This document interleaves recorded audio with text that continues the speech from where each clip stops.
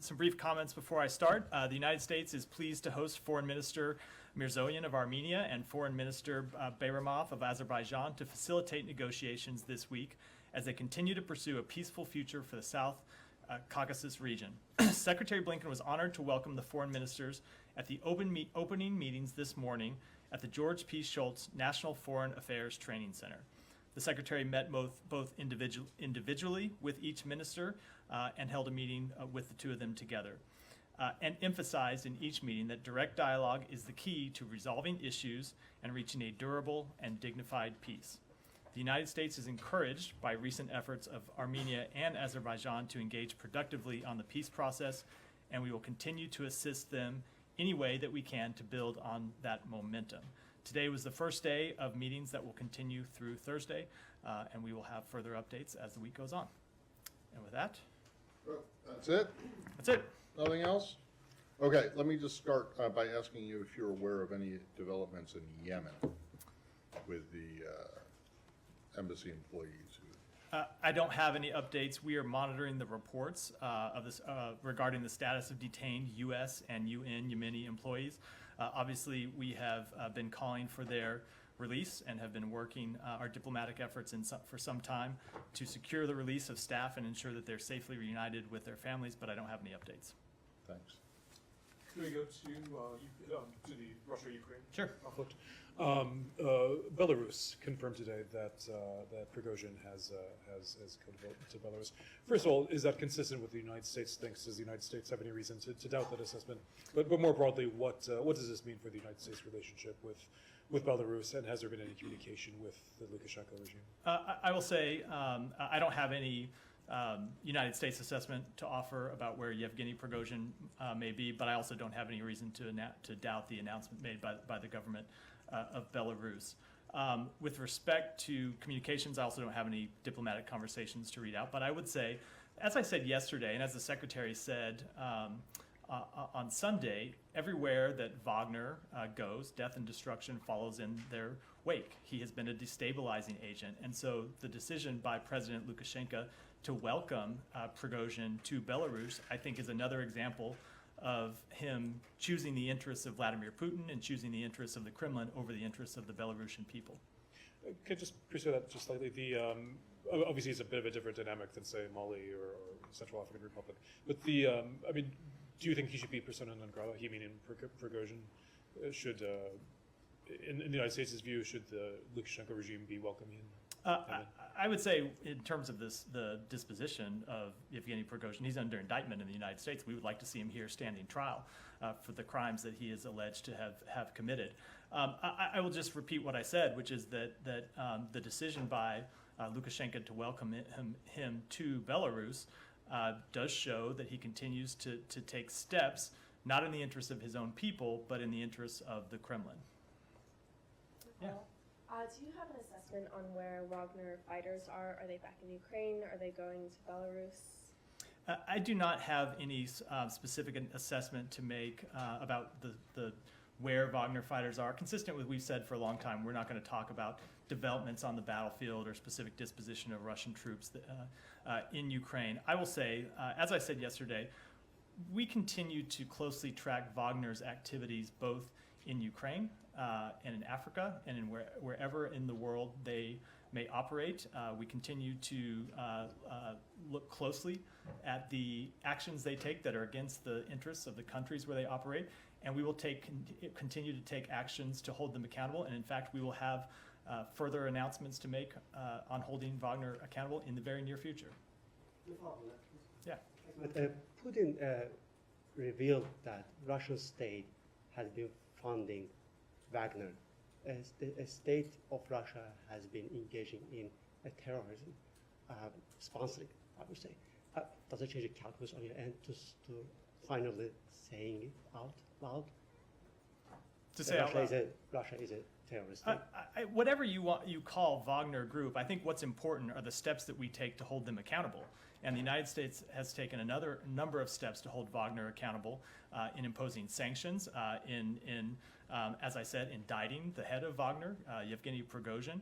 And we will continue to take steps to hold them accountable. I don't think the label is as important as what we do.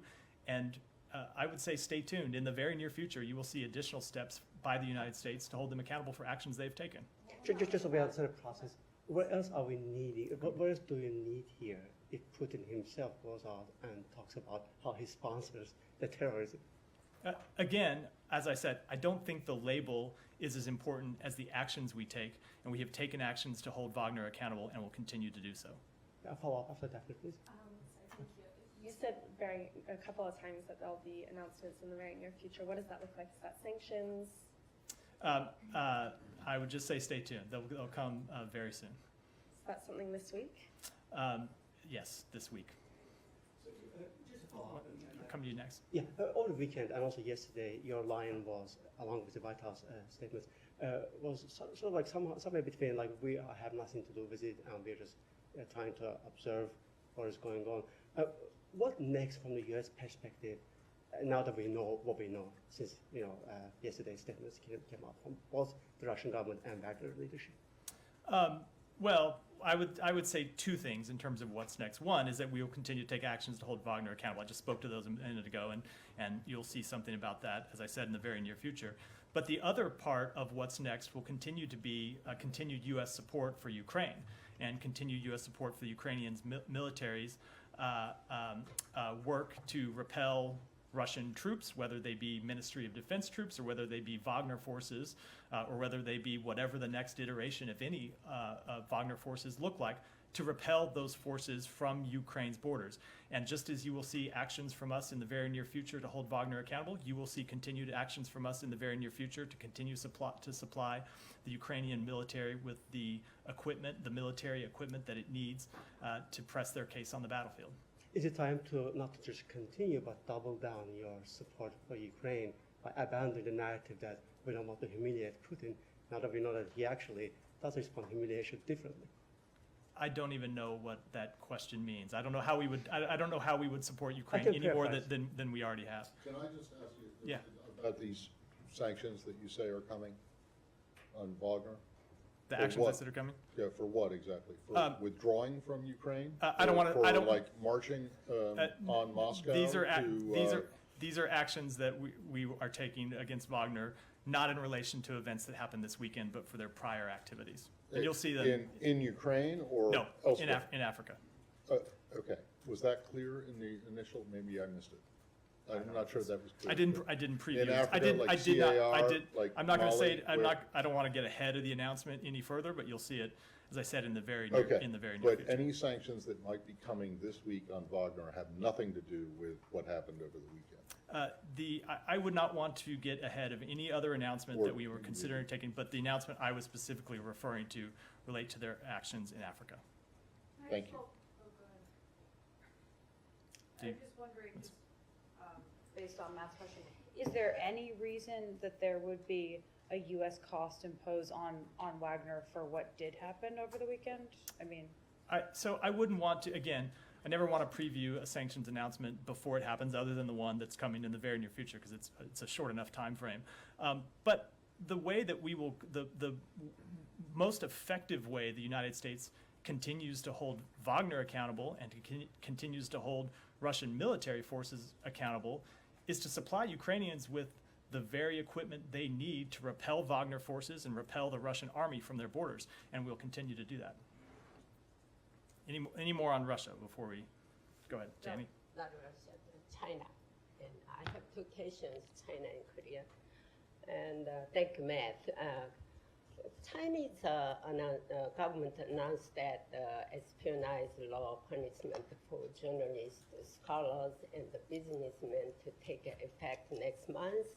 In particular, surveillance of foreign media will be strengthened. What can you say about the fact that freedom of press and expression has become more difficult in China? So I haven't reviewed that specific law that you refer to, but I will say we have long expressed concerns about the lack of freedom of expression in China. We've expressed concerns broadly about human rights in China. The secretary made those concerns clear, both in his meetings with Chinese officials when we were there and in his public comments before he left Beijing and since he returned, and will continue to do that. Just as Russia arrested an American journalist for espionage, can this law be seen as an act to block the media that keeps China in check? As I said, I'm not familiar with the specific provisions of this law, so I wouldn't want to comment on what the implications might be. U.S. and South Korea, Mongolia talks. Do you have any detail of this? I do not. I can take that back. Thank you. Briefly on China. Yeah. Deputy Secretary Sherman's call, I know you released a readout just a few minutes ago. Was there any discussion of planning a visit by the Foreign Minister Chen, to Washington? I don't want to get into the specifics that were discussed beyond what we said in the readout, but as you know, the Secretary, when he was in Beijing, invited the Foreign Minister to come to Washington. The Foreign Minister accepted that. We've had continued to have talks with the government in Beijing about when that visit might occur and what it might look like, but we've come to no final determinations yet, or they have come to no final determinations yet about when that might be scheduled. But this call, was it, I'm sure it was substantive, but it was, she's retiring in a couple days. Was this more of a kind of? No, this was a substantive call. This was a substantive call. It was to follow up on the Secretary's visit. There are a number of conversations that are happening at the sub-cabinet level now about following up on some of the issues that the Secretary discussed. Any more? I'll try to say, yeah, check. Has the department come to a decision on who will replace Rick Waters as head of China House, or when can we expect an announcement? We have not come to a decision, and I don't have any announcements to make about when we will make that announcement. Any more on China before I move? Okay. Did you have? If you want to, yeah, we'll go back and then I'll. Yeah. Since you mentioned that the U.S. followed the Wagner's group operation in Africa, in your point of view, how can the revolt of Wagner affect the security strategy against the militias groups in Central Africa and in Mali? So I would say with respect to Wagner, we would continue to urge any governments who have considered inviting Wagner to operate inside their borders, who have considered security arrangements with Wagner, who have considered any sort of cooperation with Wagner at all, we would continue to urge them to not pursue those arrangements. The Secretary spoke to this on Sunday. I spoke to it yesterday. We believe that everywhere that Wagner goes, they leave death and destruction in their wake. They hurt local populations, they extract minerals and extract money from the communities where they operate, and so we would continue to urge governments in Africa and elsewhere to cease any cooperation with Wagner and not pursue any further.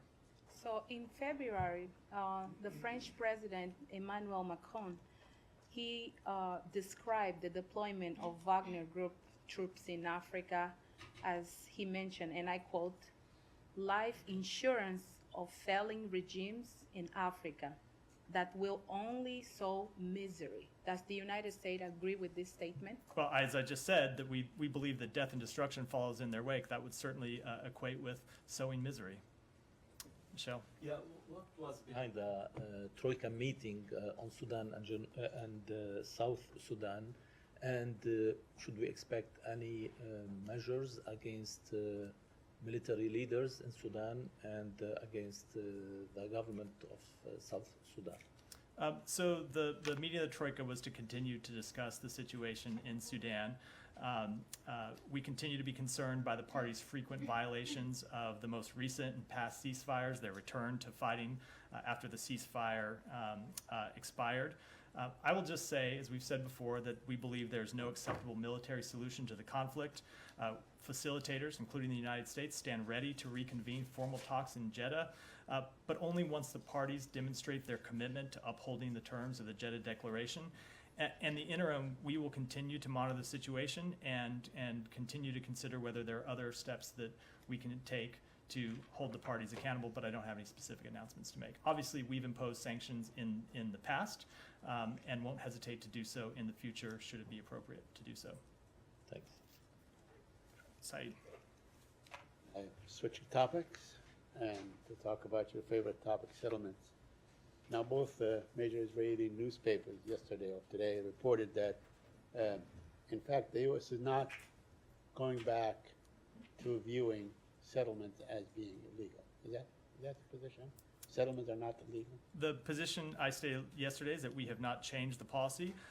We continue to view the expansion of settlements as an impediment to peace. Made that position clear on a number of occasions, and will continue to do so. But both UN Security Council Resolution 242 and 336, which you are a signatory and fact sponsor of, state very clearly that settlements are legal. Everything, east of the green line is illegal. So you're not subscribing to that anymore. Certain settlements are legal and certain settlements are illegal. Is that the understanding? I will say that the United States has not changed its policy. I don't have any announcements on that front, but our views have been clear and consistent that the expansion of settlements undermines the geographic viability of a two-state solution. It exacerbates tensions. It further harms trust behind the parties. We strongly oppose the advancement of settlements and urge Israel to refrain from that activity. Mm-hmm. What about the legal outposts? There were 7 legal outposts announced, I think, last week, or established by the settlers. Are you aware of that? Did you issue any statement on that?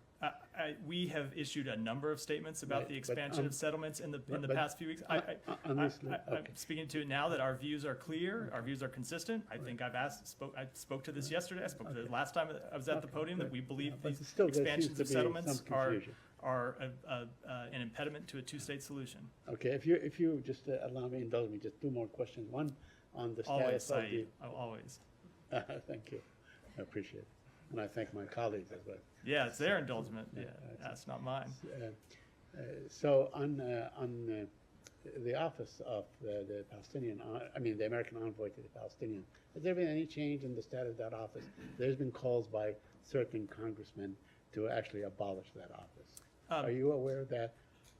I have seen those calls, and I will say that that office does very important work on our diplomatic efforts in the region, and we think it's important that it continue to be allowed to advance that work.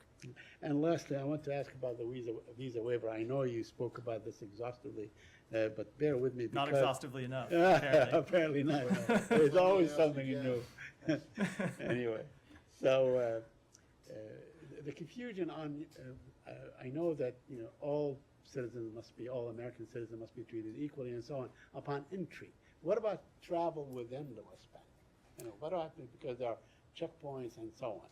So we made clear that with respect to the visa waiver program, that we continue to work with Israel towards fulfilling all of the requirements. That includes extending reciprocal privileges to all U.S. citizens and nationals, including Palestinian Americans, to travel to and through Israel. Mm-hmm. What about U.S. citizens who are, whose families are in Gaza, and they can travel to Ben Gurion, and if they take the Eretz crossing, I don't know if you know the geography. So you're gonna get a little further in the weeds than I think I'm able to go at this point. But generally speaking, we believe that one of the requirements of participation in the visa waiver program is that all U.S. citizens and nationals be able to travel to and through Israel. Thank you. So, yeah. Thank you, Matt. I have 2 questions, but if you allow me, I'll ask the third one. If I allow you, you'll what? You ask a third one? So you have 3 questions. Yes, but if you... Fair enough. So my first question is that could the secretary have saved the president from embarrassment on a state dinner with Modi when he was asked by the Wall Street journalist that the president was overlooking human rights violations in India? I mean, I've asked this question. So the president was asked that he was overlooking the human rights violation in India. And I've asked this question on this podium here too, that it's not about India, it was particularly about President Modi, that it deserved from your podium just condemnation of what has been going on in India for the last few years. So I will say, and I did speak to this yesterday, that we always raise human rights issues and human rights concerns in our at senior levels in our engagements with foreign governments. You saw the president in the press conference to which you were referring speak to human rights issues in India. So we will continue to raise those issues privately, and we'll continue to speak to them publicly. My second question is regarding, there was an interview done of former Prime Minister Imran Khan by Voice of America journalist recently in Pakistan. And this briefing also has international state-owned media outlets as well. I'm sure you are aware. State-owned media outlets perform through certain international norms and decorum. The journalist asked former Prime Minister Imran Khan that, do you still say that the cipher was a reality? And Imran Khan, while referring to Donald Lu, the Assistant Secretary of State, who had a meeting with the ambassador here, Imran Khan said that yes, the cipher is a reality, and so now it has become a responsibility of State Department to disclose at least the notes that were taken, because the ambassador and Mr. Donald Lu must have had somebody present in the room. Are you going to disclose those documents? We are really going down a rabbit hole here. I think we've spoken to this before, and now hold on, let me changes just, the scenario. By the way, I don't believe it does. I will just continue to reiterate that those claims are not accurate. So no, but did you know that legally in the U.S. Did you have one further question? Yes, thank you very much. My last question is about, and I asked this question from Mr. Ned Price as well, and he said he was going to get back to me. So few U.S. It's been a few months. Yeah, but nothing. I've heard not back anything yet. So I was reminding that maybe you can. So there's this big corporate entity called Publicis, which is an advertising agency, and in the U.S. they have an online company called Commission Junction. In their contract, it says that we do not abide by the United Nations laws of doing trade of business. Does that not create an embarrassment for the U.S. State Department when a U.S. multi-billion-dollar industry says that we are doing business not keeping in view the United Nations trade laws?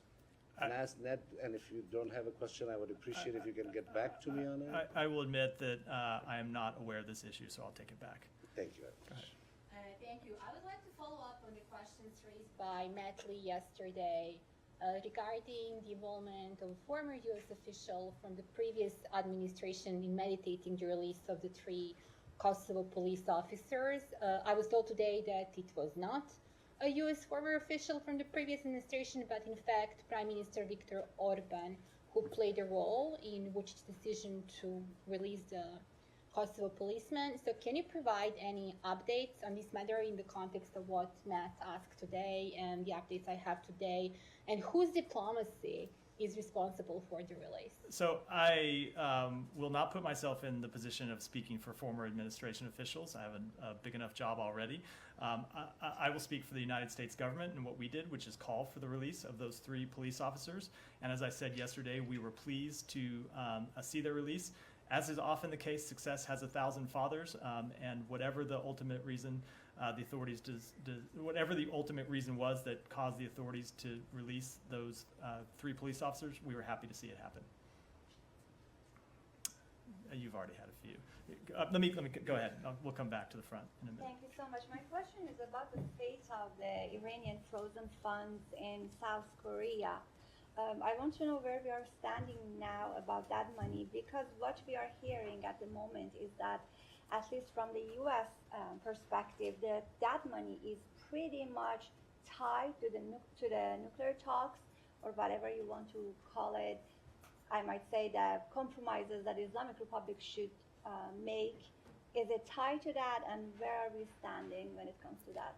I don't have any updates to share on this matter. I will say, as I've said before, that we continue to work to secure the release of detainees as it pertains to Iran, and we continue to believe that diplomacy is the best path for ensuring that Iran never obtains a nuclear weapon.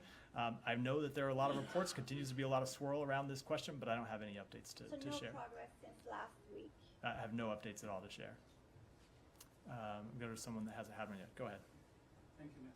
Yesterday, nearly half of lawmakers from the Iraqi Kurdistan parliament resigned, and they don't have an active electoral commission now, and the Iraqi electoral commission, they are not ready to do an election in Iraqi Kurdistan. My question is that, how do you see a Kurdistan region of Iraq without a parliament? And as there's no certainty about when and how the region is going to have a free and fair election, And do you have any engagement with the Kurdistan region president on this election affairs? Let me take that one back, only because I'm not aware of those specific developments. Thank you. In the back. Ukraine. Black Sea Green Deal will be finished by July 18th, and yesterday UN agencies warned of impact if Black Sea Green Deal ends. And at the same time, one of the senior Ukrainian diplomats said that they are sure that Russia will not extend that deal. Any coordination with Turkey and United Nations from the US side? So I will not speak to private diplomatic conversations, but I will say, as we've said before, that we believe the Black Sea Grain Initiative has yielded tremendous benefits for the world. It's an important initiative to ensure that food continues to flow out of Ukraine to the parts of the world that depend on it. And we have seen Russia continue to make threats to withdraw from the grain initiative almost since the very day they signed on to the first iteration. And so we would hope that Russia would stop making these threats, that it would comply with the obligations it agreed to, and continue to allow food to flow. Russia talks a lot about the global south and talks about other countries in the world and its supposedly how much it cares about those countries. If it's true, then it will stop threatening to withdraw from the Black Sea Grain Initiative. Mm-hmm. And any details for the potential $500 million aid package to Ukraine? Do you have any details? As I mentioned earlier, we do have another aid package coming very shortly, but I don't want to get ahead of that. Did announce while I was at the podium, so very shortly indeed. Yeah, go ahead. Sure. Unless I'm zooming in, Alexis Leonard on this. I wanted to ask you about the talks today, Armenia and Azerbaijan. Just in terms of specifically what you are looking to, or what the administration is looking for from this. There's been a lot of concern about the Lachin corridor connecting Karabakh. Is that going to be one of the focal points? Is there any specific ask of the two parties? So I wouldn't want to get into specific asks that we're making in what are obviously confidential diplomatic negotiations. I will say that we continue to believe that peace is within reach. We've hosted these two parties before. The Secretary has talked to both foreign ministers on a number of occasions. We think the meetings are important this week. We think it's important that they show progress. And so I'm going to wait to pass judgment on what happens until these 3 days of meetings conclude. But we do think that peace is within reach if the two parties will put aside their differences. Yeah. With the caveat that today is the first day of the talks, can you help us on how high we can set our expectations? I don't think I want to do expectation setting from here. I probably wouldn't be successful even if I did. Was the Secretary satisfied with what he heard from both sides this morning? I don't want to give any readout before the talks occurred. As I said, as I said at the beginning, he thought there were important meetings that he had with each of them. He met with them individually and met with them collectively. But I think we'll wait till the end of the week to talk about how the talks went. Anything new, are you? I don't think we want to talk about talks 1/3 of the way through. Probably not. It's only 2 o'clock. Probably not even 1/3 of the way through. Okay. The second question, if I may, it was noted today that it's on Russia that the special plane left Moscow this morning to Washington. There's speculation that it is for picking up Russian diplomats. What do you know about that? That's true. It was to pick up Russian diplomats. How many and any details about I'm not going to speak to the exact numbers. I'll let the Russian Federation decide whether they want to speak to the number of what are, of course, their diplomats. Say diplomatic personnel routinely rotate in and out of assignments. That's what happened here. The U.S. government allowed the Russian government to send a charter flight to the United States to transport to Russia those Russian diplomats whose assignments have ended. And I'll say we may maintain strict reciprocity with Russia regarding special transport missions for diplomatic personnel and cargo. And we are maintaining diplomatic courtesies such as this for the Russian diplomatic mission. And in exchange for granting these courtesies, we expect Russia to maintain open transport for our diplomats and cargo to our embassy in Moscow. Can I ask you a question on the global? You mentioned the global south a minute ago. Okay. Now, last week there was a conference in Paris, the financial conference in Paris, and a lot of ideas were thrown around. The African countries complained that so much aid was given to Ukraine, for instance, while not enough aid was given to them. One of the ideas thrown about was actually to tax shipping and tax polluters and so on. Would something like this be supported by the United States to actually raise enough money to help the global south? So I won't speak to that specific proposal. I will say, as it pertains to Africa, Africa continues to be a priority for the Biden-Harris administration. We've talked with respect to a number of different African countries over the last several weeks about how the United States, for example, in the Horn of Africa, is the largest humanitarian donor. We believe that Africa plays a critical role in advancing global priorities to the benefit of Africans and Americans. Continues to be, as I said, a focus for the administration, but with respect to that specific proposal, I have not reviewed it. Matt, did you want to ask something? I wanted to ask you about the UN Special Rapporteur's visit to Guantanamo and the findings. And I've seen your initial comments about what she had to say, in which you talk about how this is demonstrative of this administration's commitment to transparency, but yet you disagree with pretty much everything she had to say about or a lot at least, of what she had to say about the treatment of prisoners there. The line here that I'm looking at says, the United States disagrees in significant respects with factual and legal assertions the Special Rapporteur has made. So what factual and legal assertions do you disagree with? For example, the Special Rapporteur said that we have not provided adequate rehabilitation to torture victims at Guantanamo. I would say we are sensitive to the unique medical, including physical and psychological needs of the individuals who remain in detention at that facility. And on-site physicians are highly trained and skilled in providing for all the physical and mental health care needs of the detainee population. And we bring in additional highly trained experts to provide specialized treatment as is needed. Okay, so this then suggests, the response just now suggests that as the Obama administration did, the Biden administration thinks that at least some of these detainees were tortured. The United States government has said that in the past, yes. Yeah, but this administration is saying it now. We have not announced any change in that. Okay, but your transparency, the other thing is that your transparency contrasts starkly with the behavior of other countries which take great pains to conceal their activities from the outside world. And you would say that even though you disagree with the rapporteur's findings, that this is still a demonstration of transparency and accountability. I would. Okay. What else? Go ahead. So the Polish President Duda today expressed concern about the security implications for Poland and for the eastern flank in regards to the announced Wagner relocation to Belarus. Do you share those concerns, and do you think that requires some sort of adjustment in posture or beefing up of the eastern flank? And if I may, additional on the security package that was announced today, do you know if ATACMS missiles are included in this? Because the Ukrainians seem to suggest so. The Ukrainians seem what? Seem to suggest so, but I mean, I don't believe they are. I don't have the package in front of me. It was apparently released while. Oh, it's not mentioned in the. Yeah, then if it's not mentioned in that list, then it's not included. I will say that this package of security assistance was designed precisely to support the needs of the ongoing counteroffensive. You might see that demining equipment, for example, was included in this package, along with other host of specific pieces of equipment.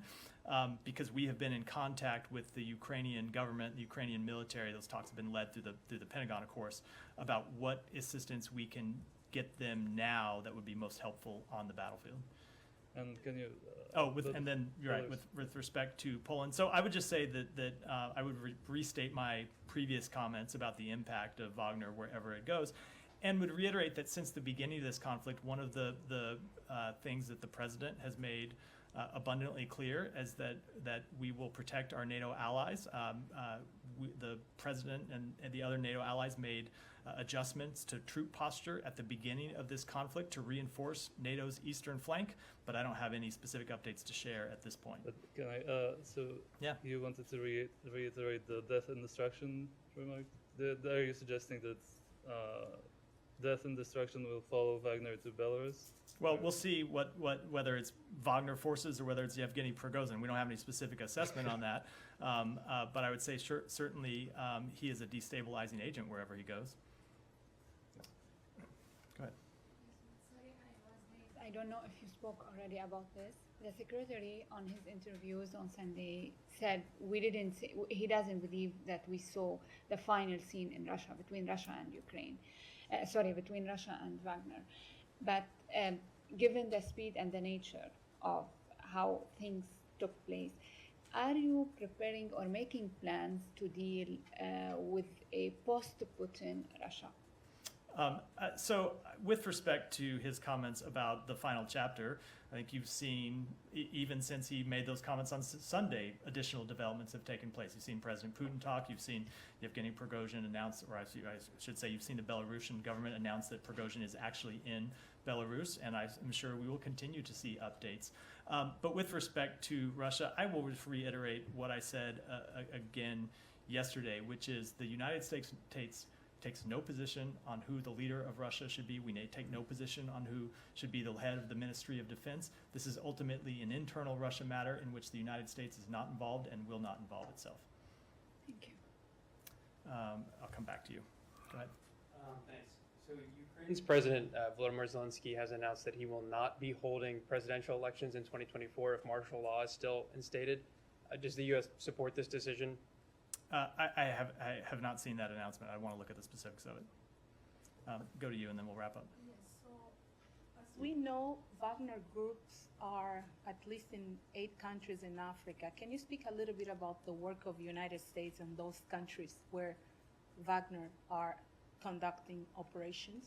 So I won't speak specifically to each of those 8 countries or other countries where they may be operating. We've put out a number of information over the last year or so about the United States, about Wagner's destabilizing activities in those countries and the implications of Wagner's activities in those countries. The Secretary has spoken to it, and we have taken a number of actions to respond to Wagner's activities in those countries, and we'll be taking further actions, as I said, in the very near future. Didn't happen before I left the podium, as happened with the other announcement I previewed, but it'll be happening very soon, and I'll defer further comment to that. So those sanctions or those upcoming actions that the United States will be taking will be against the African nations or Wagner? I'm not going to speak specifically to them other than to say you'll see the announcements when they're made. Thank you, everyone.